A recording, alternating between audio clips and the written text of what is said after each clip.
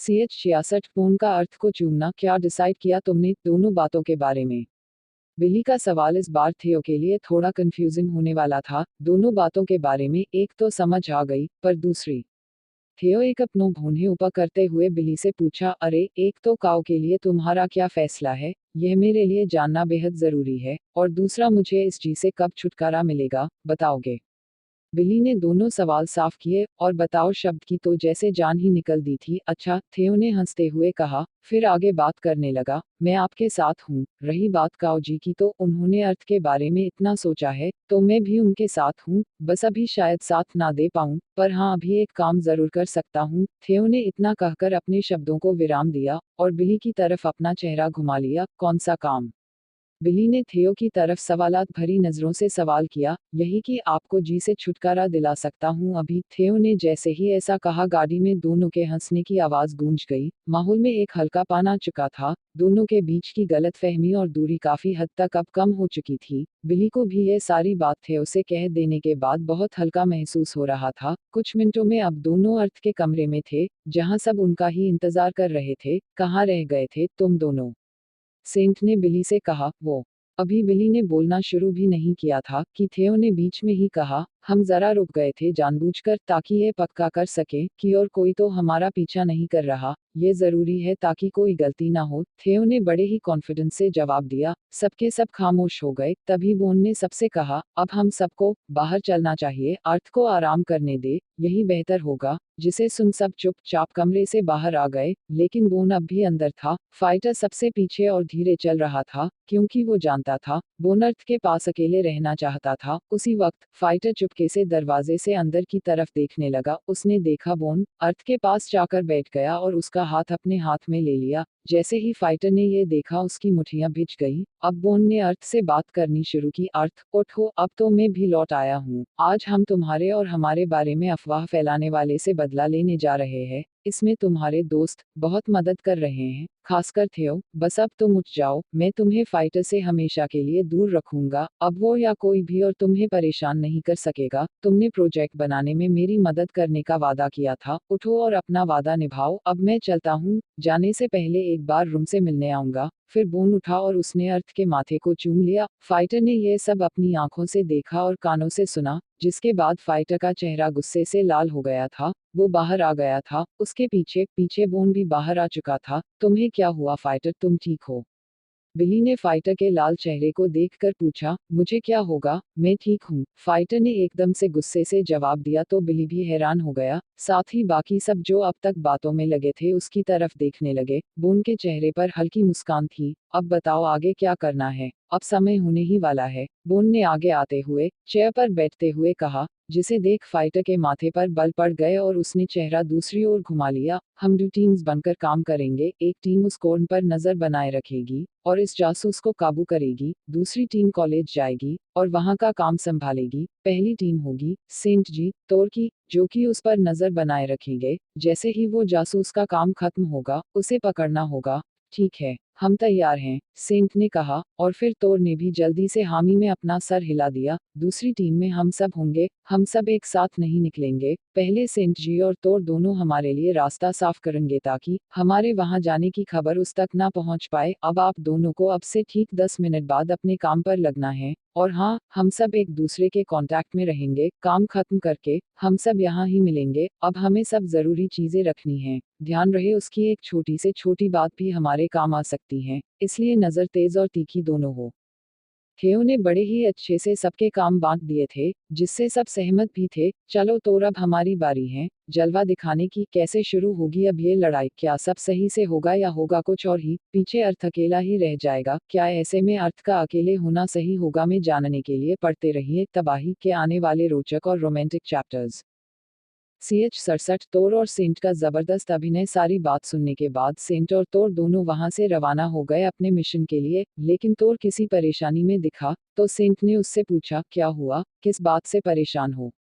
इस बात से कि थियो ने काम दे तो दिया है, लेकिन हम ये करेंगे कैसे? वो जो हमारा पीछा कर रहा है, क्या गांठी के वो हमारे ही पीछे आएगा, उनके पीछे नहीं जाएगा? और हमें कैसे पता चलेगा कि वो कब अपने आका को सारी बात बताएगा, और ठीक वैसे ही बताएगा जैसे हम चाहते हैं? तोर की हवाइयां उड़ी हुई थी। तोर ने कभी भी ऐसा कोई काम नहीं किया था, वो तो एक सीधा सादा सा लड़का था, जो कि दोस्तों से बहुत प्यार करता था। जब लिफ्ट में खड़े सेंट ने उसकी बातें सुनी और उसका सफेद पड़ चुका भोला सा चेहरा देखा, तो सेंट को वो बहुत ही मासूम लग रहा था। कुछ पल सेंट उसे देखता रहा था, फिर मुस्कुराया और उसके सर में अपना हाथ फेरते हुए बोला, तुम फिक्र मत करो, देखो तुम बस मेरे साथ रहो और देखते रहो। फिर लिफ्ट की आवाज आई। अब वो दोनों नीचे ग्राउंड फ्लोर तक आ चुके थे। अब हमें क्या करना होगा? जब तोर ने सामने उसी आदमी को आया पाया, जो उन्हें देखकर थोड़ा छिप गया। उसने कोड़े कुछ उस तरह के पहने थे कि किसी भी भीड़ में कोई ये नहीं जान पाता कि ये सच में उसका पीछा कर रहा है। तभी सेंट ने कहा, चलो अब हमारा काम शुरू होता है,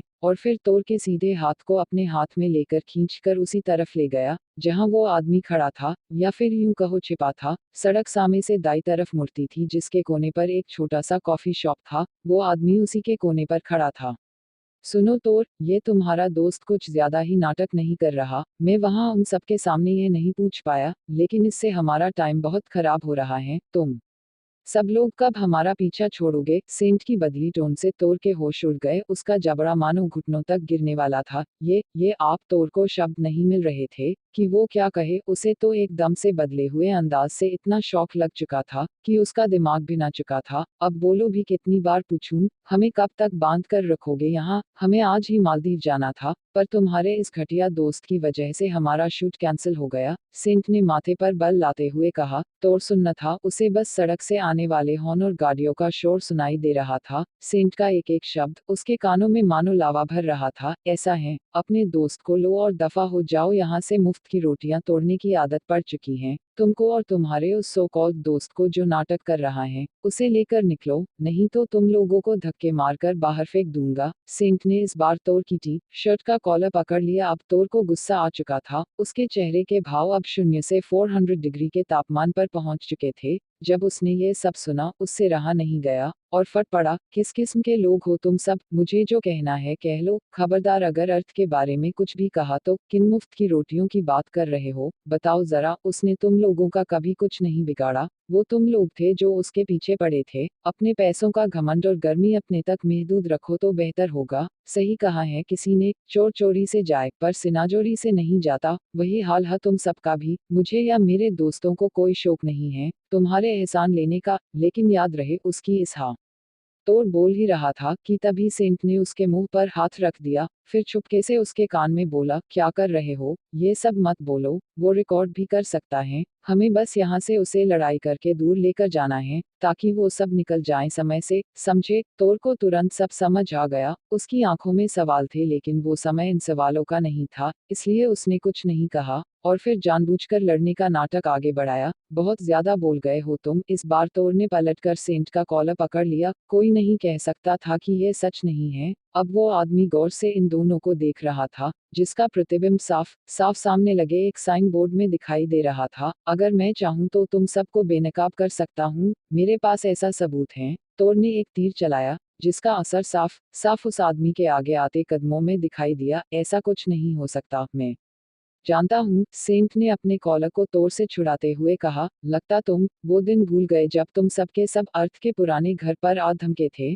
मैं जानता था कि एक दिन फिर से आमना सामना जरूर होगा, इसलिए मैंने तुम सबके खिलाफ सबूत इकट्ठा किए थे। याद है वो दुर्घटना जब तुम सबने एक ऐसा काम किया था रात के अंधेरे में, जिसके बारे में अगर किसी को भी भनक लग गई तो तुम ही क्या तुम्हारी कंपनीज तक बर्बाद होकर रहेंगे? वो तुम ही थे ना उस दिन जंगल में, जब घबराकर गड्ढा जल्दी खोदने की बात कर रहे थे और शायद कुछ गिर भी गया था वहीं पर तुम्हारा? याद आया या फिर और कुछ भी याद दिलाऊं? बोलो। तोर ने ना जाने कौन सी मूवी या क्राइम शो की कहानी यहाँ जोड़ दी थी, जिसे सुन सेंट को हंसी आते आते रुकी। फिर उसने तुरंत खुद को संभाला और जानबूझकर डरने का नाटक करने लगा। क्या कहा तुमने? तुम्हें कैसे पता? ये सब बताओ मुझे। और क्या क्या जानते हो वहां के बारे में? बताओ, जल्दी बताओ। सेंट ने तोर का कॉलर एक बार फिर जकड़ लिया और अब उसका लहजा और गुस्सा अलग लेवल का था, जिसमें डर भी शामिल था। हा, क्या हुआ? हवा निकल गई अमीरजादे की। अभी तो वो तुम्हारी खास चीज, जो तुमने ना जाने कितनी बार तलाश की, वहां जाकर उसे दुखोगे तो होश उड़ जाएंगे। तोर की हंसी और एक्टिंग किसी हॉलीवुड एक्टर से कम नहीं थी। क्या क्या वो? अब ये मत कहना वो तुम्हारे पास हैं। सेंट भी ऑस्कर लेने की दौड़ में तोर के बराबर चल रहा था। समझदार हो तुम, जल्दी ही समझ गए, तोर ने बड़े ही दम से कहा। नहीं नहीं, कब क्या चाहते हो, साफ साफ बोलो, मुझे वो हर हाल में वापस चाहिए। सेंट ने इस तरह पूछा जैसे वो उसके जान बख्शी का कोई सबूत हो। सौदा, हम सोचा जा सकता है, सौदा साफ है, मुझे इसके बदले पैसा चाहिए। तोर ने किसी मंजे हुए क्रिमिनल की तरह सौदे का सौदा किया। हाँ, मुझे मंजूर है, कितना पैसा चाहिए तुम्हें बताओ, मैं देने को तैयार हूँ। सेंट ने कहते होंठों से तोर से कहा, सुनो मेरी बात, सिर्फ पैसा ही नहीं बल्कि इस बात का आश्वासन चाहिए कि आज के बाद तुम लोग हमारे सामने नहीं आओगे, ना ही हमें जलील करने की कोशिश भी करोगे, समझ गए तुम। तोर ने एक ऊंची जगह पर अपना एक पैर रखते हुए बोला, हाँ सब मंजूर हैं, लेकिन सबूत मुझे अभी चाहिए ताकि मुझे भी तसल्ली हो जाए। सेंट ने उसकी तरफ घूमते हुए कहा, हाँ मुझे कोई एतराज नहीं है, वैसे भी मेरे किसी काम का नहीं वो, लेकिन कोई चालाकी मत करना वरना नुकसान तुम्हारा ही होगा। और हाँ, पैसे पहले देने होंगे,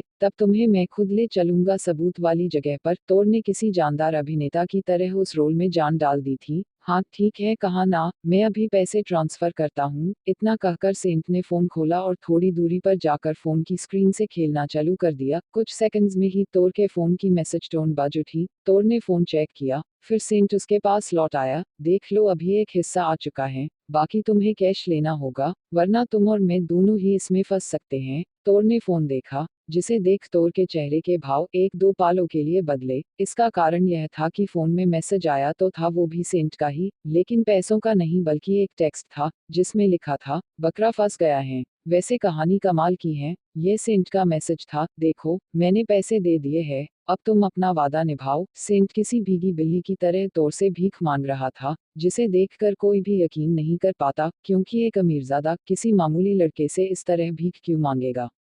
अब आगे क्या होगा, क्या ये दोनों कामयाब होंगे? CH68 बेटा बाप से जीता नहीं करता, ठीक है, लेकिन सबूत दिखाते ही पैसे मेरे हाथ में होने चाहिए। तोर ने सेंट की आंखों में देखकर कहा, हाँ मैं समझ गया, एक बात और, वो सब यहाँ हैं तो उनको इस सब बात से दूर रखते हैं। सेंट ने तोर से कहा। अब दोनों ने गाड़ी की तरफ जाने का रुख किया, तभी इनका पीछा कर रहा वो आदमी जिसका नाम मेलाव था, वो भी इनके पीछे हो लिया। अब मेरे घर चलने से पहले मुझे कुछ समय के लिए रुकना है, तोर ने जानबूझकर उस महिलाओं को सुनाते हुए कहा। क्यों, क्या सबूत वहां है? सेंट ने भी पत्ते पर पत्ता फेंका, इससे इनका प्लान कामयाब होता नजर आ रहा था। नहीं, सबूत तो घर पर ही हैं, लेकिन मुझे कॉफी शॉप पर कुछ काम है। तोर ने फिर से एक बार अपना प्लान जानबूझकर बताते हुए कहा। उधर महिलाओं को लग रहा था कि ये काफी जरूरी बात है, कि कोर्न को पता होनी चाहिए। वो ये सब एक बीम के पीछे खड़ा होकर सोच ही रहा था कि उसका फोन वाइब्रेट हो उठा। सोच को एक तरफ कर उसने फोन जेब से निकला और नाम देखते थे तुरंत फोन उठा लिया। क्या प्रोग्रेस है?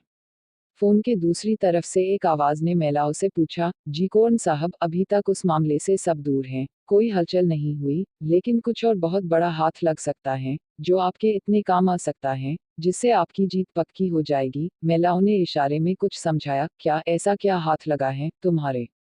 कौन ने चेयर से इतनी जल्दी अपना पीछा छुड़ाया था कि फोन के दूसरी तरफ महिलाओं के कानों तक धाम तक की आवाज इतनी तेज थी कि महिलाओं ने फोन अपने कानों से दूर कर लिया। इनका कोई गहरा राज है जो उस लड़के के दोस्त को पता है, सिर्फ पता ही नहीं है, उसके पास सबूत भी हैं। महिलाओं ने मुंह पर हाथ रखकर उसे बताया। क्या तुम्हें पक्का यकीन है? कौन ने दूसरी तरफ से महिलाओं से पूछा। जी हाँ कौन साहब, मैं इन सब का पीछा काफी समय से लगातार कर रहा हूँ। ये सेंट उस लड़के के आगे लगभग रहा था, तो आप खुद समझ सकते हैं कि बात काफी खास है। महिलाओं ने कौन को बताते हुए एक नजर सेंट और तोर पर डाली, जो उसके अनुसार किसी बात पर बहस कर रहे थे। एक काम करो, उन सबूतों को हासिल करने की कोशिश करो, कौन ने महिलाओं से कहा। जी, महिलाओं ने इतना कहा और फोन कट गया। अब महिलाओं ने देखा कि वो दोनों गाड़ी में बैठ चुके थे। महिलाओं ने एक अलग कार ली और पीछा करना शुरू कर दिया। सेंट की गाड़ी कॉफी शॉप पर रुकी, दोनों गाड़ी से बाहर आए और शॉप के अंदर जाने लगे। तभी सेंट ने तोर का हाथ पकड़ा और उसे रोक लिया।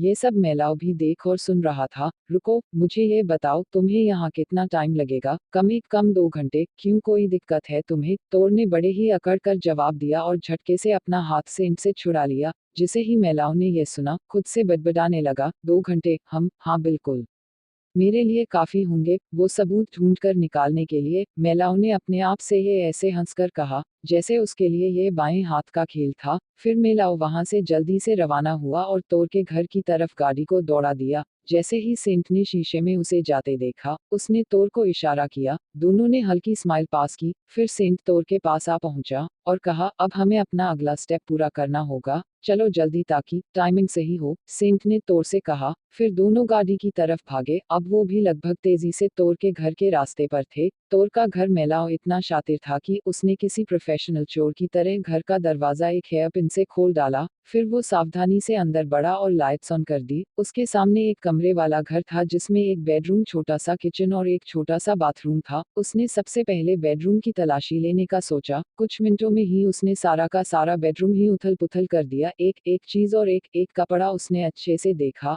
अब बेडरूम में ऐसा कुछ नहीं था जो उसने तलाश नहीं किया था। वैसे भी तोर के बेडरूम में एक बेड और चंद किताबों के अलावा और कुछ था ही नहीं। फिर उसने किचन और बाथरूम की तलाश के बाद आखिरी में बैठक का रुख किया, जिसमें सिर्फ 3 कुर्सियां थी। कहाँ रखा है उसने सबूतों को, मुझे किसी भी तरह सबूत कौन साहब तक पहुंचाने हैं। फिर वो सामने वाली कुर्सी पर बैठकर सर पर हाथ रख लिए, तभी क्या हुआ? कुछ मिला नहीं, कहो तो मैं मदद कर दूं, तोर ने सामने दरवाजे पर एक तरफ कंधा लगाकर खड़े हुए कहा। जैसे ही उसे एहसास हुआ, उसने भागने का फैसला कर लिया। वो जैसे ही उठकर भागा, तोर के पलक झपकने के नैनो सेकंड के समय में ही अगले ही पल मेलाओ जमीन पर पड़ा अपना पैर पकड़े हुए था। असल में जैसे ही वो भागने वाला था, सेंट इतना फुर्तीला था कि उसने कब कुर्सी उठाई और कब मेलाओ पर दे मारी किसी को पता ही नहीं चला। तोर सेंट को आंखें फाड़ फाड़ कर घूर रहा था। सेंट आगे बढ़ा और मेलाओ के पास जा पहुंचा और धीरे से उससे कहा, क्या तुमने मास्टर जेड का नाम सुना है? सेंट का ये सवाल ना जाने क्यों मेलाओ पर किसी बिजली की तरह गिरा। वो हड़बड़ा कर बोला, हाँ जानता हूँ, वो इस देश के सबसे बड़े व कम उम्र घर कराटे मास्टर है। उनका नाम कौन नहीं जानता। बहुत अच्छे, तो मानते हो ना तुम उससे बचकर नहीं भाग सकते। जान लो आज ये बात, बेटा बाप से नहीं जीत सकता कभी, समझ गए? सेंट ने उसके हाथों को बांधते हुए कहा, क्या क्या मतलब है तुम्हारा, क्या तुम ही? इतना कहकर वो सेंट को घूरने लगा। शश। सेंट ने उसे शांत रहने का इशारा किया और उसे खुद नहीं पता चला कि वो कब कुर्सी से बांध भी दिया गया था। अब कुछ समय यहाँ रहो। उसी वक्त सेंट ने एक इंजेक्शन अपनी जेब से निकला और किसी दवाई के साथ भरकर मेलाओ को लगा दिया, जो अब कुर्सी से इस तरह से बंधा था कि चाहकर भी वो आजाद हो ही नहीं सकता था। फिर तोर और सेंट ने उसका फोन लिया, सब जेबें तलाश की, खिड़कियां बंद की और फिर घर का दरवाजा लॉक करके एक दूसरे के हाथ पर हाई फाइव का मजा लिया और वहां से अपने अगले मिशन पर चल दिए। क्या होगा अब अगला कदम, कितना आसान होगा और कितना मुश्किल, क्या प्लान बी की जरूरत पड़ेगी या फिर सब कुछ थियो के अकॉर्डिंग होने वाला था? जाने के लिए इंतजार थोड़ा सा बस। CH 69 शक सही निकला, वो भाग तो नहीं जाएगा ना, क्योंकि वो बहुत शातिर मालूम होता है। तोर ने दरवाजे का लॉक एक बार फिर से चेक करते हुए कहा। नहीं, वो बेहोश रहेगा, कम से कम 7 घंटों तक या उससे भी ज्यादा, इसलिए तुम फिक्र मत करो, सेंट ने जवाब दिया। दोनों बिल्डिंग से बाहर आए और वो दोनों ही अपने हाथ मल रहे थे। सूरज अलविदा कहकर दुनिया को अंधेरे के हवाले कर लौट चुका था। ठंड ने अपना कहर बरपाना शुरू कर दिया था। तोर ने एक पतली सी जैकेट पहनी थी, जिस कारण वो कांप रहा था। उसे देखकर सेंट पहले तो हंसा और फिर तोर से कहा, तोर ठंड में क्यों जम रहे हो बताओ, अभी तुम अपने घर से ही आ रहे हो, तुमने कोई गर्म कोट क्यों नहीं ले लिया? हाँ, मैं भूल गया, तोर ने जवाब देकर एक नकली हंसी का सहारा लिया, जैसे वो कुछ छिपाना चाहता था। चलो ऊपर चलते हैं और तुम्हारा कोई गर्म कोट ले आते हैं। सेंट ने जैसे ही ये कहा, उसकी आंखों के आगे तोर का बिखरा हुआ बेडरूम घूम गया, जिसमें एक एक कपड़ा बिखरा पड़ा था। तभी सेंट के चेहरे के रंग ने अपना रंग बदल लिया। सेंट ने तोर से गाड़ी में बैठने को कहा, तुरंत गाड़ी में बैठो, हमारे पास टाइम बहुत ही कम है, जल्दी करो। तोर ने सोचा शायद कोई जरूरी ही काम है, इसलिए बिना किसी सवाल के तोर सेंट के बगल वाली सीट पर बैठ गया। गाड़ी में हीटर सेंट ने बैठते ही ऑन कर दिया था। ठंड से कपकपा रहा तोर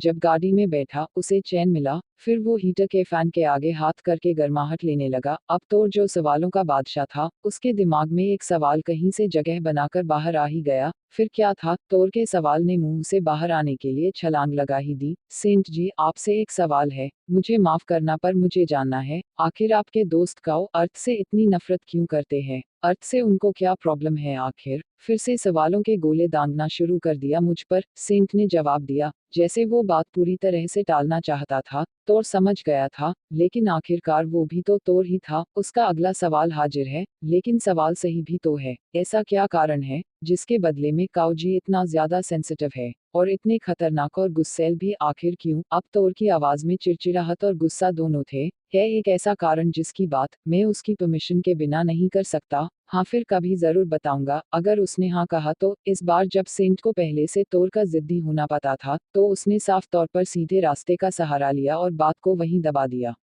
कुछ देर बाद गाड़ी एक आलीशान शोरूम के सामने आकर रुकी। उसमें से सेंट बाहर आया और उसने तोर को भी इशारा किया अपने पीछे आने का। तोर उसके पीछे पीछे लगभग ऊंचाई पर 12 सीढ़ियां चढ़कर एक बड़े दरवाजे से उस शोरूम के अंदर एंटर कर गया। सेंट तेजी से आगे बढ़ रहा था। फिर उसने किसी को आवाज दी, मिस शिन, अच्छे से ट्रेंच कोट दिखाए। सबसे बेहतर, सेंट ने कहा। अब तोर उसके बगल में आकर बैठ गया। फिर वो चारों तरफ बड़े गौर से देख रहा था। वो सोफे पर ऐसे बैठा जैसे कि सोफे पर कील लगे थे। क्या हुआ? आराम से बैठो तोर। सेंट ने अभी इतना कहा ही था कि मिस शिन हाथ में 15 से 20 ट्रेंच कोट लेकर प्रकट हुई। फिर सिलसिला शुरू हुआ तोर को कोट पहनाकर देखने का। लगभग 20 मिनट के समय के बाद और कम से कम 40 से 50 कोट देखने के बाद सेंट ने तोर से बिना पूछे ही एक हल्के भूरे रंग का ट्रेंच लॉन्ग कोट पसंद किया। फिर वो और भी कोट देखने लगा। कुछ देर बाद 7 to 8 शॉपिंग बैग्स को हाथों में लिए तोर और सेंट जल्दी से गाड़ी की तरफ भागे। गाड़ी के पास पहुंचकर सेंट ने सबसे पहले किया गया पसंद कोट बाहर निकला और तोर को पहना दिया। अरे नहीं, ठीक है,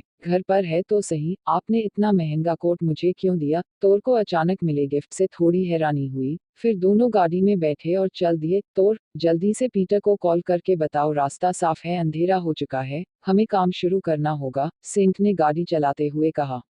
तोर ने ठीक वैसा ही किया। हॉस्पिटल, यहाँ सब बाहर थे कमरे के, सिर्फ बोन ही था जो अंदर था। पीटर थोड़ी थोड़ी देर बाद फाइटर की तरफ नजर घुमा रहा था, लेकिन फाइटर किसी गहरी सोच का बुरी तरह से शिकार था। तभी पीटर का फोन बजता है। हेलो, हाँ तोर, क्या खबर है? पीटर के मुंह से निकला तोर का नाम सबके कान लहदेकर गया। थियोजो बेचैनी में इधर से उधर चक्कर काट रहा था। वो भी भागकर पीटर के पास आ गया। फोन के दूसरी तरफ से तोर की आवाज आई। हेलो पीटर, यहाँ का काम हो चुका है, रास्ता साफ है, हम हॉस्पिटल ही आ रहे हैं।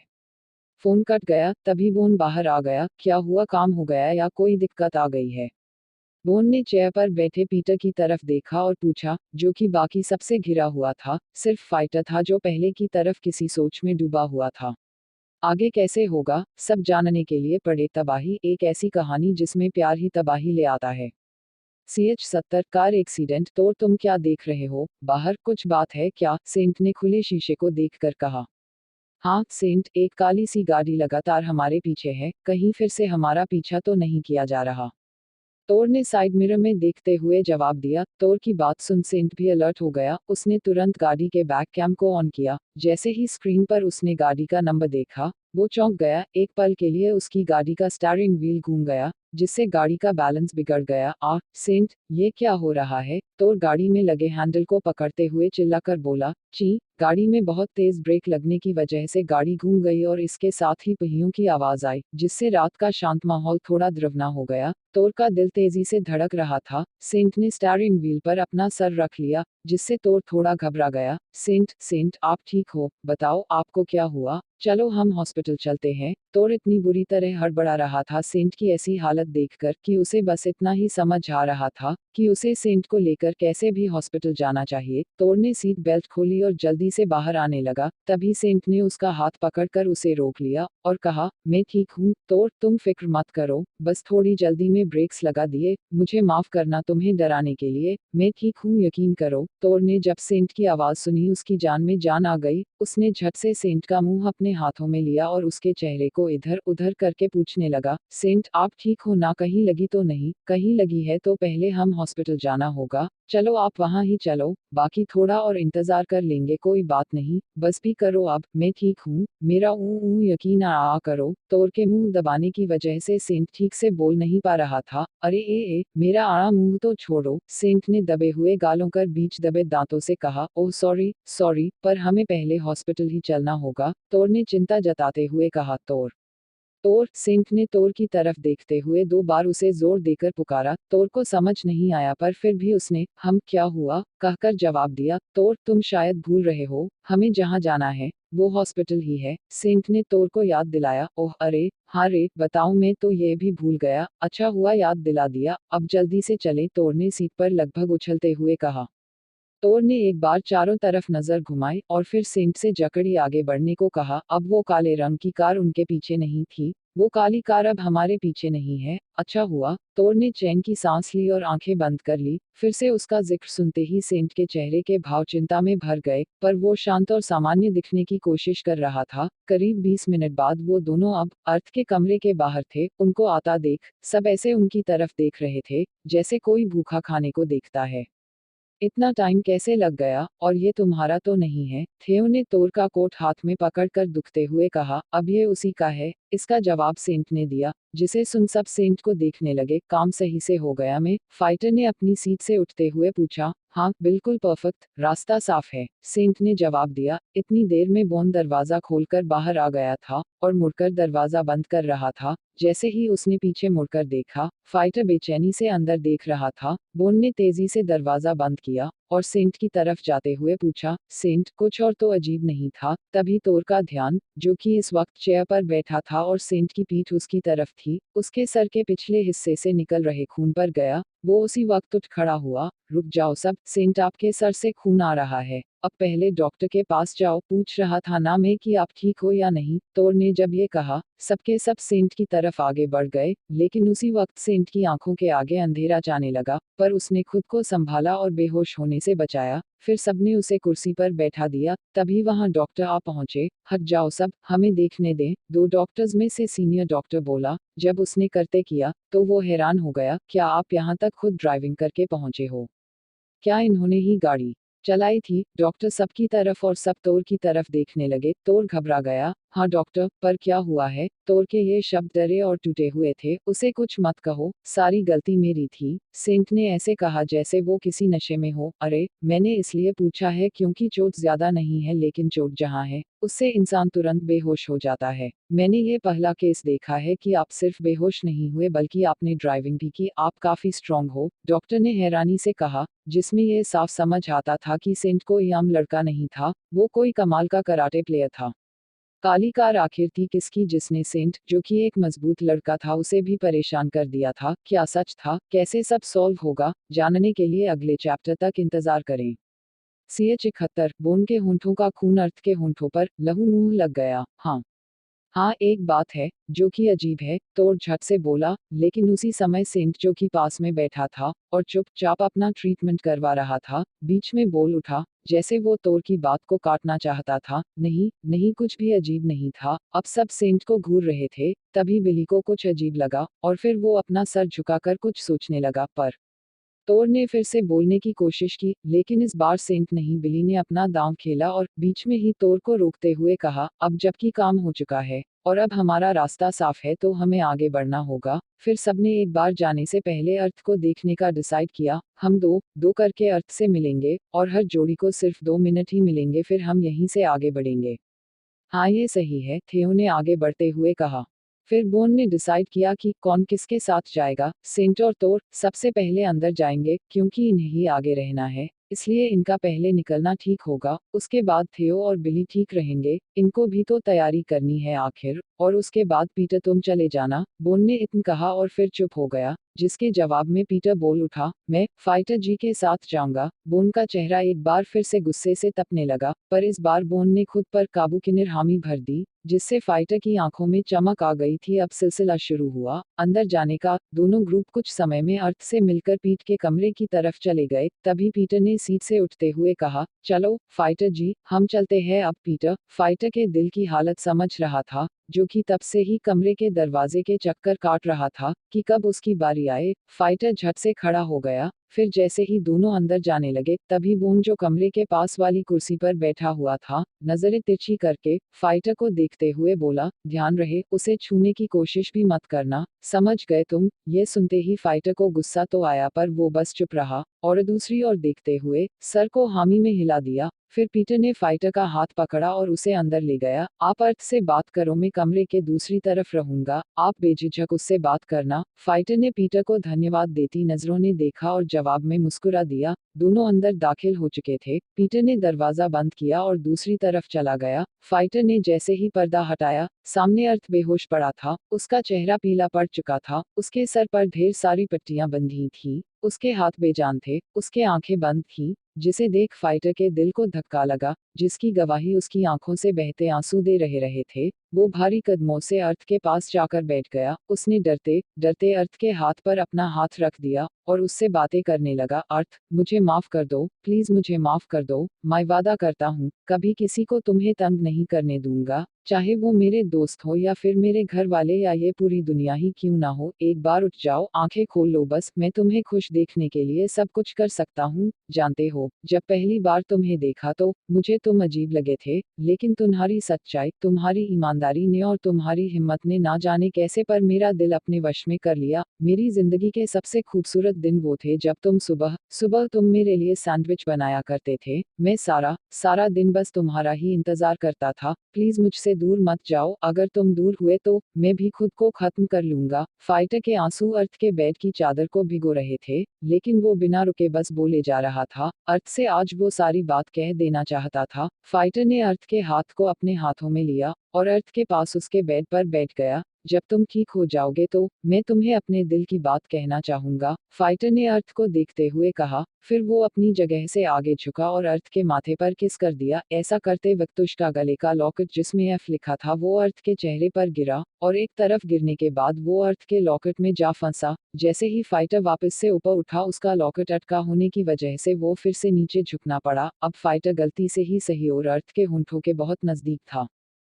अर्थ को अपने इतने करीब देख फाइटर का दिल किसी ड्रम की तरह बज उठा। कुछ पलों के लिए वो वहीं रुक गया, लेकिन उसका दिल रुकने की हालत में बिल्कुल नहीं था। वो तो ना जाने कब से अर्थ को अपना बना लेना चाहता था। उसी समय फाइटर अर्थ के और करीब गया और अपनी आंखें बंद की और अपने चेहरे पर महसूस होती अर्थ की सांसों को अपने अंदर उतारते हुए फाइटर ने खुद को अब अपने जज्बातों के हवाले कर अर्थ के होंठों को चूमने के लिए अपने होंठ आगे बढ़ा दिए। लेकिन तभी किसी ने उसे पीछे से पकड़ा और घसीट लिया। दोनों के ही लॉकेट टूट गए। वो अब जमीन पर पड़े थे। एफ टूटकर कमरे के किसी कोने में जा गिरा और लॉकेट का बाकी हिस्सा अर्थ के लॉकेट में फंस गया। कहा था ना, छूना मत उसे, तुम्हारी हिम्मत कैसे हुई, उससे दूर रहो। यह बोन था जिसने फाइटर को दोनों हाथों से उसके कॉलर से पकड़ रखा था और दांतों को भींचते हुए फाइटर को जान से मार देने वाली नजरों से देख रहा था। इस बार फाइटर के सब्र ने जवाब दे दिया। उसे उसके प्यार से दूर कर दिया गया था। उसने दोनों हाथों से बोन के हाथों को झटक कर अलग कर दिया और बोन पर किसी शेर की तरह दहाड़ा, क्यों, मैं उसे क्यों नहीं छू सकता, जानते हो ना कब से चाहता हूँ उसे। तुम होते कौन हो, मेरे और मेरे अर्थ के बीच में आने वाले, या फिर तुम्हें भी अर्थ से प्यार हो गया है? अगर ऐसा है भी ना तो उससे जितना दूर रहोगे उतना तुम्हारे लिए अच्छा है। उससे दूर रहो। फाइटर ने इतना कहा ही था कि बोन ने एक जोरदार घुसा उसके मुंह पर रसीद कर दिया। मैं उसका दोस्त हूँ, और रही बात पास या फिर दूर होने की, वो तो उसके होश में आने के बाद साफ हो ही जाएगा कि वो किसके पास आता है। वो दुनिया में किसी के भी पास जा सकता है, पर तुम्हारे पास कभी नहीं आएगा, देख लेना। बोन के इन लफ्जों ने फाइटर के दिल को छलनी कर दिया, जिसका नतीजा ये हुआ कि इस बार फाइटर ने बोन को घुसा मार दिया। बोन के होंठों से खून निकलने लगा। बोन अब और भी ज्यादा खतरनाक हो गया। वो आगे बढ़ा और फाइटर को घूरते हुए हंसा। इस बार उसके कदम फाइटर से दूर जा रहे थे। असल में वो अर्थ के बेड के पास जा रहा था। फाइटर को कुछ समझ नहीं आया। उतने में बोन अर्थ के बेड पर बैठ गया। फिर उसने फाइटर की तरफ देखा और अगले ही पल अर्थ के होंठों को ना सिर्फ किस किया बल्कि उसे स्मूच करने लगा। फाइटर अब किसी जख्मी शेर की तरह दिख रहा था। उसके दिल में आग लग चुकी थी। उसके पैरों तले जमीन, अब जमीन नहीं बल्कि उसे अंगारे महसूस हो रहे थे। वो शेर की तरह बोन पर झपटा। उसने जैसे ही बोन को अर्थ से अलग किया, अर्थ का बेड हिल गया। उसने बोन को अपने दोनों हाथों से ही उठा लिया था। जब फाइटर ने अर्थ के होंठों पर बोन का खून देखा तो उसके गुस्से ने सारी हदें पार कर दी। उसने बोन को कमरे में ही वहां लगी हुई मशीनों पर धक्का दे दिया। बोन आगे से हंस रहा था, तभी पीटर वहां भागा चला आया। जब उसने ये सब देख तो उसे कुछ समझ नहीं आया, लेकिन जब उसने बोन और अर्थ के होंठों पर खून लगा देखा तो उसे सब समझ आ गया। क्या होगा आगे, अब फाइटर क्या करेगा, क्या आपस में लड़ रहे ये सब कुछ सुलझा पाएंगे? CH-72 देखते हैं वो किसके पास जाएगा। पीटर आंखें बड़ी करके बोन को देख रहा था। उसी वक्त फाइटर जो कुछ कह नहीं पा रहा था, उसने पास की दीवार पर अपना हाथ दे मारा। दीवार पर एक घड़ी लगी थी। जो कि छोटी डिजिटल घड़ी थी। फाइटर का हाथ लगते ही वो चकनाचूर हो गई। फाइटर के हाथ से खून बह रहा था, आंखों में गुस्सा भरा था, दिल में जलन और दर्द था, जो उस वक्त उसे दुख कर कोई भी बता सकता था। पीटर ने सब देखा पर उसके मुंह से कुछ नहीं निकला। फिर उसने हिम्मत करके फाइटर से कहा, आपको अपना हाथ साफ करना चाहिए और बोन आपको भी ध्यान रखना होगा कि हमें आपस में नहीं बल्कि दुश्मन से लड़ना है। वो तो पहले ही चाहते हैं कि आप सब यूं ही खत्म हो जाएं। और एक बात, इस बात को कहते हुए पीटर का लहजा सख्त हो गया, आप दोनों ये कैसे भूल गए कि अभी तक अर्थ यहाँ जिंदगी और मौत के बीच झूल रहा है। माना आपका ही है ये हॉस्पिटल, पर इसका मतलब ये बिल्कुल नहीं कि आप इस तरह किसी पेशेंट की जान को खतरे में डालें, या फिर आप अर्थ को मार देना चाहते हो। बोलो। अब पीटर रो भी रहा था और उसकी आवाज सामान्य से ऊंची भी हो चुकी थी, जिसे वो दबाने की नाकाम कोशिश कर रहा था। पीटर के ये ताने दोनों पर असर कर गए। दोनों एक साथ बोले, नहीं, अगर नहीं तो इस तरह बार बार मारपीट करना बंद करो। अब सब मेरे बर्दाश्त के बाहर हो चुका है। कुछ ना कुछ हर थोड़ी देर के बाद होता ही रहता है। क्यों, क्या आप लोगों को अर्थ की बिल्कुल चिंता नहीं, या फिर सिर्फ ढूंढ कर रहे हो आप दोनों। पीटर अब दोनों पर टूट पड़ा था। ऐसा कहते कहते वो रोते हुए घुटनों के बल जमीन पर बैठ गया और दुखी होकर रोने लगा। और वो बस बोलता ही जा रहा था, अर्थ तुम बहुत बदकिस्मत हो। बचपन में ही तुमने अपने माता पिता को खोया। हर दिन मौत से बदतर रहा तुम्हारे अंकल ने भी तुम्हें बहुत सताया। तुम्हारा घर, खाना, पैसा, खुशी सब छीन लिया, और अब ये लोग तुम्हारी जिंदगी तक छीन लेना चाहते हैं। मेरे दोस्त, तुम ठीक हो जाओ बस, हम दोनों यहाँ से बहुत दूर चले जाएंगे। ये पीटर तुम्हारा साथ नहीं छोड़ेगा। तुम्हें खुश रखूंगा, तुम्हें सुकून मिले इस बात का पूरा ध्यान रखूंगा। पीटर को सिसिकियां लेकर रोता देख बोन और फाइटर की आंखें भी हो आई। फाइटर ने पहल की और कहा, मुझे माफ कर दो, मैं ऐसा अब कभी कुछ नहीं करूंगा। मुझे भी माफ करना, हमें ऐसा नहीं करना चाहिए था। बोन ने भी वहां से उठकर आगे आते हुए कहा, माफी आपको उससे मांगनी चाहिए जिस बेकसूर को तड़पाया और सताया है। अब सबने। पीटर ने उन दोनों को बुरी तरह गुस्सा करते हुए कहा।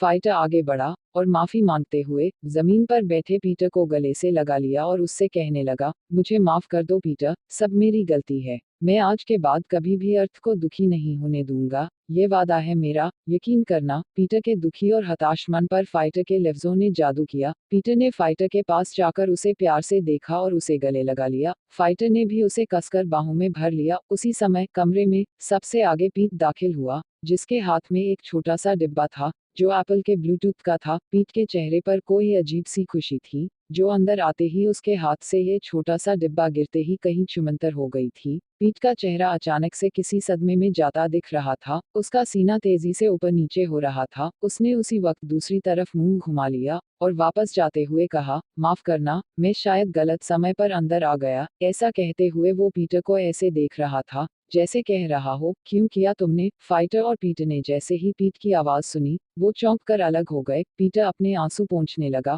फाइटर ने पीटर का हाथ पकड़ा और खड़े होते हुए कहा, पीट तुम कब आए, तुम्हें ठीक देखकर खुशी हुई, हम बस निकलने ही वाले थे। फाइटर ने बात को संभालते हुए कहा। उसी समय सब अंदर आ गए। सब फाइटर और पीटर को साथ खड़ा देखकर हैरान तो थे, लेकिन वो सब अब बात आगे बढ़ाना नहीं चाहते थे। प्यार और उसकी तकरार से सब अब वाकिफ हो चुके थे। तभी वोन फिर से बोला, पीटर तुम प्लीज शांत हो जाओ, मैं बाहर जा रहा हूँ, तुम भी आ जाओ। ऐसा कहकर वोन दरवाजे के रास्ते में खड़े फाइटर के पास से जानबूझकर उसे कंधा मारते हुए उसके करीब जाकर धीरे से बोला, देखते हैं वो जागने के बाद किसके पास आएगा, दूर रहो उससे, समझे। बोन ने एक तरह से फाइटर को बता दिया था कि आगे क्या होने वाला था। फिर बोन ने अपने होंठों से हाथ के अंगूठे से खून साफ करके अपने मुंह में चूस लिया और फाइटर की आंखों में देखते हुए शैतानी हंसी के साथ वहां से बाहर चला गया। इधर पीट सिर्फ पीटर को देख रहा था। फिर वो जमीन पर झुका और वो बॉक्स उठाकर पीटर की तरफ चल पड़ा। उसने बड़ी हिम्मत की थी। इस वक्त अपने चेहरे पर वो हल्की सी मुस्कान लाने के लिए उसने हाथ आगे बढ़ाया और पीटर का हाथ अपने एक हाथ पर रख लिया और दूसरे हाथ से वो बॉक्स उसको देते हुए कहा, पीटर ये मेरी तरफ से हैं, तुम वहां जा रहे हो, ये तुम्हारे बहुत काम आएंगे, मना मत करना प्लीज। फाइटर तुम कहो ना इससे। हाँ पीटर ये सही कह रहा है, रख लो। फाइटर ने पीटर को वो बॉक्स पीट के हाथों से लेकर पीटर को देते हुए कहा, ठीक है, आपकी बात सही है। पीटर ने फाइटर के तरफ देखकर मुस्कुराते हुए कहा। जब पीट ने देखा कि पीटर ने फाइटर की बात बिना किसी रुकावट के मान ली तो उसे बुरा लगा, लेकिन उसे अंदर ही अंदर तसल्ली थी कि पीटर ने उसके गिफ्ट को मना नहीं किया था।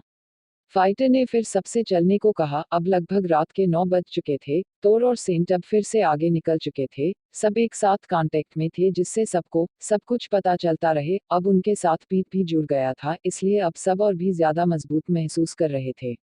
असली काम अब शुरू हो चुका था। अब समय आ चुका था कि अब कॉर्न और फाइटर का ग्रुप आमने सामने हो। लेकिन नतीजा क्या होने वाला था, अर्थ ठीक भी होगा या फिर फाइटर और बाकी सबको सिर्फ और सिर्फ अफसोस ही हाथ लगने वाला था, जानने के लिए पढ़ते रहिए तबाही एक लव स्टोरी। CH-73 उम्मीद से ज्यादा खतरा। अर्थ हम जा रहे हैं, वादा है मेरा, हम जीत कर ही लौटेंगे, लेकिन तब तक तुम्हें भी ये लड़ाई जीतनी होगी। फाइटर ने अर्थ के बेड की तरफ मुड़कर यूं कहा जैसे अर्थ सब कुछ सुन रहा था और समझ रहा था। अब सबके सब 3 ग्रुप्स में बंट चुके थे। तोर और सेंट दोनों का काम था आसपास ध्यान रखना और कॉर्न के पीछे छोड़े गए जासूस से पल पल की जानकारी लेना। दूसरा ग्रुप था थियो, बिली और पीटर का, जो सब तरह के प्लान को कंट्रोल कर रहे थे। और आखिरी ग्रुप था बोन, फाइटर और पीट का, जो सब तरह का ग्राउंड जीरो का काम संभालने वाले थे। इन दोनों को कमांड ग्रुप 2 दे रहा था, जो कि थियो, बिली और पीटर का था। थियो ने सबको सब कुछ समझा दिया। तभी पीटर उसे रोकते हुए बोला, थियो मैं दूर से बैठकर देख नहीं सकता, मैं पीट से अपनी जगह बदलना चाहता हूँ। जवाब में थियो ने पीटर को बीच में ही रोककर कहा, माना पीट जी घायल है, लेकिन तुम उनकी स्ट्रेंथ को भूल रहे हो। वो घायल होकर भी हर तरह की सिचुएशन को बखूबी संभाल सकते हैं। और तुम क्या वहां अपनी नीली आंखों से उन्हें भगाओगे या फ्लर्ट से? उसके ऐसे जवाब से सबकी हंसी छूट गई, पर पीटर का मुंह बन गया। पीट पीटर को एकटक मुस्कुराते हुए देख रहा था। थियो की डांट से पीटर चुप हो गया और उसकी बात मान ली। अब हम गाड़ी में रहेंगे, ब्लैक हो तो ज्यादा बेटर होगा। आप तीनों रात के 11 बजे फैकल्टी में एंटर करेंगे। तब तक हम में के आस पास के पोस्टर हटाएंगे। ये काम बड़ी ही सावधानी से करना होगा ताकि हमारा प्लान कामयाब हो। सेंट आप दोनों का काम कॉर्न की हर छोटी से छोटी हरकत पर नजर रखना है। मुझे बस एक कोई छोटी सी गलती का सबूत हासिल हो जाए तो वो आगे से इस तरह किसी की भी लाइफ को पब्लिक करने से पहले हजारों बार नहीं करोड़ों बार सोचेगा। ये बात कहते वक्त थियो की आंखों में एक अजीब सी खतरनाक चमक थी, जिसे देखकर पीटर और बोन दोनों हैरान थे, क्योंकि सिर्फ यही दो थे जो थियो को गौर से देख रहे थे। समय आगे बढ़ा। सेंट और तोर सबसे पहले फैकल्टी के पास पहुंचे। उन्होंने लगभग 3 चक्कर लगाए सावधानी से। फिर जब सब कुछ उन्हें सामान्य लगा तो तोर ने सबको इन्फॉर्म किया। अब वो दोनों काले रंग की गाड़ियां फैकल्टी के नॉर्थ साइड से आगे बढ़ी। कुछ देर बाद दोनों गाड़ियां अलग अलग दिशा की तरफ चल दी। अब लगभग 20 मिनट के बाद थियो के साथ कांटेक्ट में थे। ऑल क्लियर, मुझे कोई यहाँ नहीं दिख रहा, पीट ने कहा। उधर से एक और आवाज आई जो तोर की थी। हाँ, यहाँ भी सब साथ ही लगता है। तोर की ढीली और लापरवाही वाली बात से थियो को गुस्सा आ गया। वो उसे उसी वक्त बोला, ध्यान से देखो, आंखें खोलकर, और अगर सोने हैं तो घर जाओ। सबने थियो की ये बात सुनी तो सब हंसने लगे। एक बार फिर से थियो और तोर की नोक झोंक ने माहौल थोड़ा कम स्ट्रीज वाला कर दिया था। ये सुनकर सेंट की आवाज बीच में आई, हाँ तोर, बिल्कुल लापरवाही नहीं चलेगी, जागते रहो। सेंट ने ऐसा कहा और सबने एक हल्का ठहाका लगाया। इस बार तोर बस मुंह बनाकर चुप रह गया। तभी बोन की आवाज ने सबका ध्यान खींचा, हे गाइस, मुझे कुछ गड़बड़ मालूम होती है। देखो फाइटर वहां, ध्यान से देखो, क्या कुछ गड़बड़ नहीं लगती? उसी वक्त सब शांत हो गए। सबका ध्यान अब बोन और फाइटर की बातचीत पर था। गाइस जरा सब अपने आसपास ध्यान दो, क्या तुमको कुछ अजीब नहीं लग रहा? पर गौर से नोट करना अपने आसपास। बोन ने सबको ऐसा ही करने को कहा। कुछ 10 मिनटों के बाद अचानक सेंट बोला, जो कि इस वक्त यूनिवर्सिटी के वेस्ट एरिया में तोर के साथ सड़क के किनारे गाड़ी पार्क करके खड़ा था। वो बोला, तुम सही हो बोन, यहाँ बहुत कुछ ऐसा है जो दिखाई तो नॉर्मल दे रहा है, पर यहाँ है नहीं। सेंट ने गौर से देखते हुए कहा। थियो ने जैसे ही ये सब सुना उसने सबसे कहा, आप सब मेरी बात ध्यान से सुने। इसका मतलब ये है कि उन्हें हमारे यहाँ आने की उम्मीद थी पहले से। उनकी नज़र हम पर बहुत पेनी थी। अब सबको सावधान रहना होगा, हम पर यहाँ हमला भी हो सकता है। सेंट क्या आप बता सकते हैं आपके आसपास क्या माहौल है? हाँ, जहाँ तक पीठ देख पा रहा हूँ, यहाँ वेस्ट एरिया में ही लगभग 15 से 20 आदमी होंगे। उनके पास कोई पिस्टल तो नहीं है, पर मुझे डंडे, चैन और इस तरह आस हथियार जरूर है। बोन आपके आसपास क्या सिचुएशन है? आप मेन गेट पर है, यहाँ ज्यादा खतरा होगा, आप खास ख्याल रखें। और हाँ, गाड़ी से बाहर कोई भी ना जाए जब तक कि मैं ना कहूँ। ठीक है, हम समझ गए। सबका एक साथ जवाब ब्लूटूथ पर सुनाई पड़ा। फिर बोन ने अपनी जगह का सही जायजा बताया। थियो तुम सही थे, यहाँ सच में खतरा है। यहाँ हर तरफ से हमारे लिए जाल बिछा हुआ है। इसका मतलब वो पूरी तैयारी से हमला करने की शुरुआत करके गया है। वहां से निकलो सब जल्दी, और चॉपस्टिक्स होटल के सामने वाली पार्क में मिलो सब अलग अलग जगह गाड़ी लगाना, हो सकता है हम पर शक हुआ हो किसी को, 10 मिनट में सब पार्क में, डन। डन, सबका एक साथ जवाब आया, और फिर गाड़ी स्टार्ट करके सब चल दिए पार्क की ओर। CH 74 बदलाव और पुलिस शांत सड़क, स्ट्रीट लाइट से चमकती सड़कें और होटल चॉपस्टिक्स के नेम बोर्ड से आती लाल रंग की रोशनी, जो सामने की पार्क को रोशन कर रही थी। अचानक वहां 3 ब्लैक कार्स आकर रुकी, उसमें से सब एक साथ बाहर आए और पार्क के अंदर छोटे रास्ते से दाखिल हुए। हमें यहाँ क्यों बुलाया है, थियो? ये सवाल सेंट का था, जो थोड़ी ज्यादा ही जल्दी में था। मतलब एक कारण है, वहां मेरी उम्मीद से ज्यादा आदमी मौजूद हैं। अभी थियो अपनी बात कह ही रहा था कि तोर ने बीच में ही कहा, क्या तुम्हें यह भी पता था कि वहां कोई पहले से होगा? ओ वाह, तुम हमारे वाले थियो ही हो ना, या फिर तुम्हारे अंदर किसी जेम्स बॉन्ड की आत्मा आ गई है? तोर तुम चुप रहो, हमारे पास मजाक समय नहीं है, पीटर ने चिढ़ते हुए कहा। वहाँ लोग ज्यादा हैं, हम उनसे सीधे सीधे नहीं लड़ सकते, हमें कोई और सोल्यूशन ढूंढना होगा, थियो ने कहा। इसमें सोचना क्या, मैं अपने आदमी भेजकर सबको हटवा देता हूँ, ये कोई मुश्किल मुश्किल काम नहीं है, हम सुपर 5 है, हमारे लिए कुछ भी मुश्किल नहीं है, सिंक ने शो ऑफ करते हुए थियो से कहा। आप सही कह रहे हो, लेकिन आप ही सोचो जिसने ये सब किया, और तो और उन चंद पोस्टर्स की रखवाली के लिए इतने सारे आदमी क्यों लगाए, आप खुद सोच कर देखो, थियो ने सबसे सवाल किया।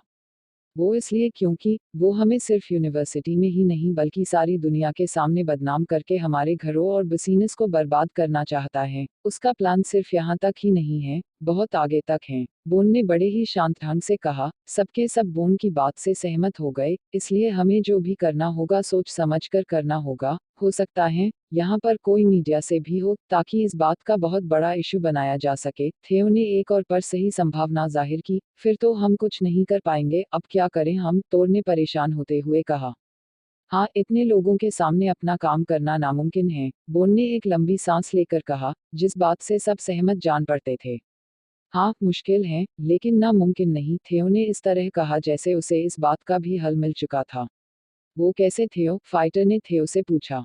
जो भी लोग यहाँ मौजूद है, वो सिर्फ गुंडे किस्म के लोग हैं, और गुंडे किससे डरते हैं सबसे ज्यादा? थियो ने अपनी जगह छोड़ी और उठ खड़ा हुआ। अब तुम ये मत कहना कि हमें पुलिस को इन्वॉल्व करना है, सेंट ने ताना देते हुए कहा। ये सही कह रहा है, मैं समझ गया, पीट ने थियो के कंधे पर हाथ रखते हुए कहा, जो उठकर उसके पास आ चुका था। कोई मुझे भी बता दो कुछ, सेंट ने चिढ़ते हुए कहा। पर मुश्किल ये है, पुलिस को हम कैसे यहाँ तक ला सकते हैं, और कैसे उन सबको यहाँ से बिना लड़े ही भगवा सकते हैं? किसी के पास कोई तरकीब है इसकी? पीटर ने सवाल किया। हाँ, मेरे दोस्त हैं, बिल्कुल हैं, फाइटर जी और बाकी सब। आपकी यहाँ के पुलिस कमिश्नर से अच्छी जान पहचान तो होगी ही, तो आपको बस इतना करना है कि किसी तरह उन्हें कन्विंस करे कि यहाँ दो गुटों में जबरदस्त झगड़ा हो गया है, जिससे वो उसी समय यहाँ पुलिस भेज दे। इन सबका यहाँ से बिना शक के हट जाना बेहद जरूरी है। थियो ने एकदम सिंपल सा सोल्यूशन फाइटर को समझा दिया। अब सबकी समझ में सारी बात आ गई। बिली, सिक्योरिटी हेड इस फैकल्टी का, उसे कॉल लगाओ और मेरी बात करवाओ, फाइटर ने बिली को ऑर्डर दिया। बिली ने बिना किसी बात को पूछे ही कॉल मिला दी। हेलो, बिली ने फोन के दूसरी तरफ वाले आदमी से कहा। हेलो, आगे क्या करना है सर? उधर से सिक्योरिटी हेड जॉन का जवाब आया। फाइटर तुमसे बात करेगा, बिली ने उससे कहा। जैसे ही जॉन ने फाइटर का नाम सुना, वो फोन पर ही डर गया, उसकी आवाज कांपने लगी। सुनो जॉन, तुम्हें एक नंबर मिलेगा, उस पर कॉल करके कहना यूनिवर्सिटी में दो गुटों में लड़ाई हो रही है, जल्दी मदद भेज दो। फाइटर ने इतना कहा और बिना जवाब सुने ही फोन काट दिया। अब सेंट जी, आपका काम शुरू होता है। आपको कुछ ऐसे लोग वहां भेजने हैं जो वहां जाकर लड़ाई कर सके, बस ध्यान रहे वो आपको किसी भी तरह से ना जानते हों, बाकी आप समझदार हैं, थियो एक जल्दी से आगे कहा। ठीक है, मैं समझ गया, काम हो गया समझो, सेंट ने इतना ही कहा, और एक फोन करने के लिए वहां से एक तरफ चला गया। अब हमें यहाँ ही इंतजार करना है, पर तब तक हमें आसपास के सभी कैमरास को हैक करना होगा। आप में से कौन है जो ये कर सकता है? मुझे पता है, F5 ग्रुप में एक जबरदस्त हैकर भी मौजूद है, थियो ने पूरे कॉन्फिडेंस से कहा। हाँ, सही कहा, मैं ही हूँ वो हैकर, पीट की आवाज ने सबको चौंका दिया। अब आगे कल नए चैप्टर के साथ मिलते हैं। CH75 शराबियों का हुड़दंग कौन है वो हैकर। थियो और पीटर दोनों बड़ी ही उत्सुकता के साथ सबको देखने लगे। तभी बून की आवाज आई, पीट जाओ और काम करो अपना। पीट एक्सपर्ट है हैकिंग में। पीट का नाम सुनते ही पीटर ने सबसे अपनी नजरें चुरा ली। तभी पीट ने अपनी गाड़ी का रुख किया और लैपटॉप के साथ वापस आ गया। फिर वहीं बैठकर शुरू हुआ लैपटॉप के साथ खेलने का सिलसिला। करीब 15 मिनट बीत चुके थे। तभी पीटर ने जानबूझकर पीट को ताना देते हुए कहा, बोन जी आप तो कह रहे थे कोई एक्सपर्ट है हैकिंग में, लेकिन ऐसा लगता नहीं है। जैसे ही पीटर ने यह सुना, उसकी लैपटॉप के कीबोर्ड पर चलती उंगलियां रुक गई। पर अजीब यह था कि जहां उसे गुस्सा होना चाहिए था, उसके चेहरे पर खुशी झलक गई थी। शायद इसे ही प्यार कहते हैं। पीट ने कुछ पल इस टॉन्ट को खुशी से स्वीकार किया और फिर से दुगने जोश के साथ अपने काम पर वापस लौट गया। फिर से कीबोर्ड पर उंगलियों का खेल शुरू हुआ और 5 ही मिनट के बाद पीट ने सबको अपने पास बुलाया। ये देखो, अब हम सब तरफ से नजर रख सकते हैं। थियो क्या तुम इसे कंट्रोल कर सकते हो? सब तेजी से उस ओर भागे और फिर सबकी नजरें स्क्रीन पर जम गई। इसी बीच थियो ने पीट के सवाल का जवाब दिया, हाँ बिल्कुल, बस इन्हें अभी इस तरह से हैक करना नहीं सीख पाया हूँ। फिर ठीक है, काम हो गया, क्योंकि मेरे बाद ऑपरेट काव किया करता था, अब वो यहाँ है नहीं। लेकिन तुम तो हो थियो। पीट ने थियो के कंधे पर हाथ रखते हुए कहा और एक तीखी नजर पीटर की तरफ दौड़ाई। पीटर की नजर जब पीट से मिली तो वो जानबूझकर फिर से स्क्रीन की तरफ देखने का नाटक करने लगा। यूनिवर्सिटी के आस-पास का नजारा इस वक्त बदलने जा रहा था। ईस्ट साइड के गेट की तरफ अचानक कुछ शराबी लोग आ गए और आपस में बहस करने लगे। उनमें से एक बोला, मैं इतना ताकतवर हूं कि ये दीवार ही उखाड़ दूंगा। एक और शराबी बोला, दीवार क्या, तू इस पर लगा ये पोस्टर नहीं उखाड़ सकता, बात कर रहा तू। उसके इतना कहते ही पहले शराबी ने गुस्से में आते हुए कहा, ऐसा है तो ये ले। उसने जोर से खाली हो चुकी शराब की बोतल जमीन पर दे मारी और फिर दीवार पर लगे पोस्टर्स को फाड़ने लगा। उसने अभी एक दो पोस्टर्स की फाड़े होंगे कि उसी वक्त छिपे हुए कोर्न के आदमी बाहर आकर उन शराबी लोगों को रोकने लगे। उनमें से एक आदमी जिसके हाथ में एक लंबी रोड थी, वो बोला, सुनो बेवड़ो, दफा हो जाओ यहाँ से समय रहते, वरना पछताओगे तुम सबके सब। उसके इतना कहते ही उसके पीछे खड़े कम से कम 20 गुंडे भी अपने हाथ में अलग अलग हथियार दिखाने लगे। तू हमें धमका रहा है? और ये बेवड़ा किसे बोला रे तू? हम क्या है, डरते नहीं है? हम तो ये पोस्टर फड़ेंगे ले। ऐसा बोलकर वो शराबी दीवार की तरफ बढ़ने लगा। बाकी शराबी भी हो करके उसका हौसला बढ़ा रहे थे। आगे बो, हम तुम्हारे साथ हैं, ये भाई है हमारा। सब शराबी एक साथ उस शराबी का साथ देने लगे, लेकिन पीछे खड़े गुंडे ये बर्दाश्त नहीं कर रहे थे। उस शराबी ने जैसे ही एक पोस्टर और फाड़ दिया तो वो हंसकर इन सबका मजाक उड़ाने लगा। बाकी सब भी उसके साथ हंसने लगे। अब उन गुंडों से ये बर्दाश्त नहीं हुआ। उनके लीडर ने उसी वक्त कहा, मारो इन बेवड़ों को, मना कर रहे हैं ना, इन पोस्टर्स से दूर रहो। समझ नहीं आता? फिर क्या था, लड़ाई झगड़ा शुरू हो गया। शराबी भी कम नहीं थे, वो भी किसी मंझे हुए खिलाड़ी की तरह उन गुंडों का सामना कर रहे थे। कमिश्नर का घर। फोन की घंटी बजती है, जिसमें जेफ साटुर का सॉन्ग बज उठता है। फोन पर नाम पढ़ते ही कमिश्नर ने झट से फोन उठाया और कहा, क्या हुआ, कुछ खास बात तो नहीं है? मैं क्या कर सकता हूँ सर आपके लिए? कमिश्नर किसी भीगी बिल्ली की तरह बात कर रहा था। फोन के दूसरी तरफ से फाइटर ने आगे कहा, मुझे अभी यूनिवर्सिटी कैंपस से सिक्योरिटी की तरफ से जानकारी हासिल हुई है कि वहाँ कुछ अराजक तत्व माहौल खराब करने की साजिश कर रहे हैं। आप जरा खुद इस मामले को जल्दी से जल्दी देखें। मुझे वो जगह कुछ देर में उन गलत लोगों से मुक्त चाहिए। जी सर, काम हो गया समझिए, कमिश्नर ने जवाब दिया। इधर से फाइटर ने फोन कट कर दिया। उसी वक्त कमिश्नर ने थाने में फोन करके वहां के इंस्पेक्टर को ऑर्डर दिया। देखते ही देखते कुछ ही पलों में यूनिवर्सिटी के चारों तरफ पुलिस ही पुलिस थी। वहां इस वक्त सिर्फ ईस्ट कैंपस ही नहीं बल्कि सब तरफ एक जैसा माहौल था। पुलिस ने सबको गिरफ्तार किया, सबके फोन छीन कर जमा कर लिए गए। लेकिन इस सबको देखने वाला वहां से एक आदमी चुपचाप निकल गया। वो जैसे ही वहां से बाहर भागा, वो पीठ से जा टकराया।